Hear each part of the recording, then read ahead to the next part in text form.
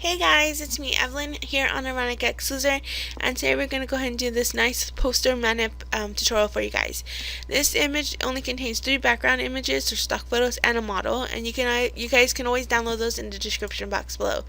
As you can see here, I have the rocks, the model, the forest, and the school, and then I have the final outcome as well as the render of the model.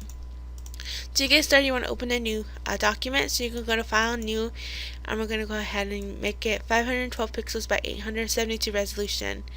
And I'm going to go ahead and fill this background with black. Next, we want to drag in our forest texture, like so, and I'm going to drag it in just by pulling it onto the image and just stretch it out a bit, and drag it so that taps the top, like so. Next, I'm going to do the same thing with my rocks. I'm just going to click and drag it on top, and place it at the bottom, and then I'm going to go ahead and just stretch it out a bit, grabbing the side, pulling it up, then locking the chain link just so that it maintains aspect ratio. And we're going to do something like that, maybe a little bit bigger, so we're going to stretch out just a little bit more, maybe a little bit more, yeah, like something like this here. Next, we're going to add a layer mask to this rock texture. Then go to layer, a layer mask, reveal all, and we're going to grab a round brush tool, and you can make your hardness at 0 or 100, it's up to you, and you're going to go ahead and delete the background like so. And I'm going to go ahead and delete it so that the river looks like it's flowing into this one down here. As you see, I went too far down and you can see the black. I'm going to press X on my keyboard to make my white my foreground color and paste it in like so, and then we're just going to go ahead and just delete the rest like so. Next, we're going to go ahead and drag our model render onto our image. I'm just going to click and drag her open so that she opens up in a smaller size than her original form, and she lands right there. We're going to place her wherever you want. I'm going to place her right about here on the rocks, and underneath her I'm going to make a new layer. I'm going to zoom in, and I'm going to go ahead and use a black and a soft brown brush to make a shadow under her feet to look like she's actually stepping on the rocks. We're going to go to Filter, Blur, Gaussian Blur, and we're going to blur it out just a smidge, and then we're going to go ahead and lower the opacity so that it looks like it's actually her shadow. I know it doesn't look realistic right now, but when the coloring's added on, it'll look more realistic. Lastly, we're going to drag in our school texture. It looks like an old castle, so that's why I picked it. We're going to stretch it out till the steeple part here is bigger than her, or you can just move it up a little bit. We're just going to move it up like so, and that looks a bit big. I'm going to do something like that, and we're just going to move it to where it hits the rock barely, so something like this is fine. We're going to say yes to that, add a layer mask, and I'm going to go ahead with the round brush tool and delete this part here because I don't need that, and we're just going to go ahead and merge the bottom with the bottom background. I'm going to go ahead and zoom in. I'm going to make my brush smaller and make the hardness at 100. I'm going to flip my color so white or black is there, or actually white, and we're going to go ahead and delete. And the reason I'm doing this is because I want it to look more realistic, so that's why I'm actually using a hard bristle brush to pan that in so that it looks a little bit more realistic, like so. I'm going to press X and have my rock come in more, and then just something like, and then I'm going to go ahead and lower my hardness and bump my brush up so that that blends in a little bit more, like so. And then maybe a little bit right there because it's kind of showing a little bit, like so. Now we want to go ahead and get rid of the blue sky. You can just simply add, go to your quick selection tool and do that, and I'm going to click refine edge, and just going to go ahead and just refine it a bit. I'm going to press X and try to take away some of that, and it looks pretty good. I'm just going to say OK, and I'm just going to go ahead with the round brush tool and black and just delete from there. And we can actually go in and fix up little details, like the blue in the little walls here with our lasso tool. We can just simply just go in and fix that up ourselves.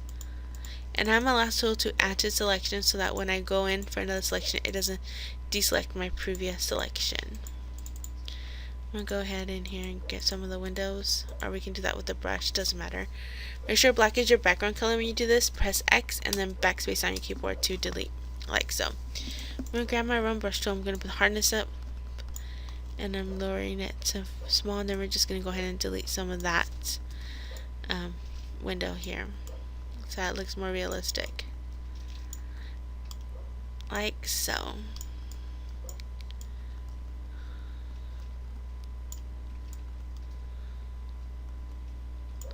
A little bit better. We're gonna go into this little areas here. Make sure we get the blue out of there as well, because there are no blue skies in this little tutorial, and so we should get rid of all the little blue bits we see. And it doesn't have to be perfect, just enough. And I think that's good. So now that we have that done, we can zoom out and it looks pretty good. I'm going to have to go up here and just use a round brush tool and just delete that little bit there because it stayed a little more so, like so. Now that that's done, we're going to have to add our coloring now. The coloring is on the PSD, and I'm going to click and drag it over, but one thing that won't go over is this color lock layer. So I'm going to go ahead and just delete that, because for some reason it just doesn't pull over, and I'm just going to pull this over here and drag it and make sure it's on top. Now I'm going to go, I believe it's underneath the selective coloring. I'm going underneath the above the gradient map, go to my adjustments and click color lookup, and the one we use is drop blue 3DL, like so, and it just gives it a little bit more of a shine, or a little bit more of a muted look. And now we're going to go in with the text. The font I used was Canterbury, and it looks like this here, and I set my fonts to be very huge so I can see what they look like. I'm just going to go ahead and type in Lost, like so. And what I did was I tilted it ever so slightly and have it Control T, and I tilted it like so, so that it's at a slant, and then I duplicated it 2 more times, like so. Now I added an effect, so we're going to pull these up, or underneath. I believe they're on top of everything, so I'm going to pull them up on top. I don't remember what color I made them, so I'm going to go back onto my actually they're underneath, and just see what color I made them. And they're actually a light gray color, so I'm going to copy that and drag these underneath the text, and then just, you can simply, with all 3 of the text are selected, just type in your color and it'll match. And then what I did to them was, let me just double click into this so you guys can know what settings I did.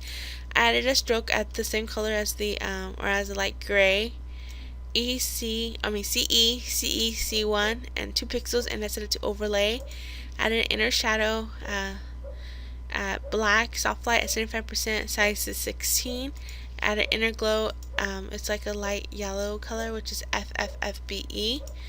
At screen at 28%, a gradient overlay, black to white at opacity 26, blending mode normal and at linear at 90%. An outer glow, which same color as the inner shadow, softer, screen at 17% and size is 10%. And then a drop shadow, which is at multiply at 18. Use global light is selected at 120 angle, and then 006. And that's what I did with them. So I'm going to right click on this one here, and I'm just going to copy layer style with all these 3 selected. You can right click and paste layer style, like so. You go ahead and toggle that. Now for the lower 2 ones, I lower the opacity, so this one's going to be 40% and this one's going to be 10%. So, oops, that's the wrong one. And this one's going to be 10%. So that it kind of fades like so. Maybe make this a little bit more. And it looks like this here. Now you can go ahead and move the text around until you like. I'm going to set it right about here. And I think we're done. I hope you guys liked this tutorial. Oh wait, we're not done yet. We are going to add a sharpening. So Shift, Control, Alt, and E on your keyboard all at once. I'm just going to go to Filter, Sharpen, Smart Sharpen, and we're just going to sharpen it by 502% radius, or 0.2% radius, and now you're done. I hope you guys like this poster tutorial. Don't forget to like, comment, and subscribe. And if you have any requests, leave the request in the comment box below. And don't forget to enjoy and have fun. Bye guys.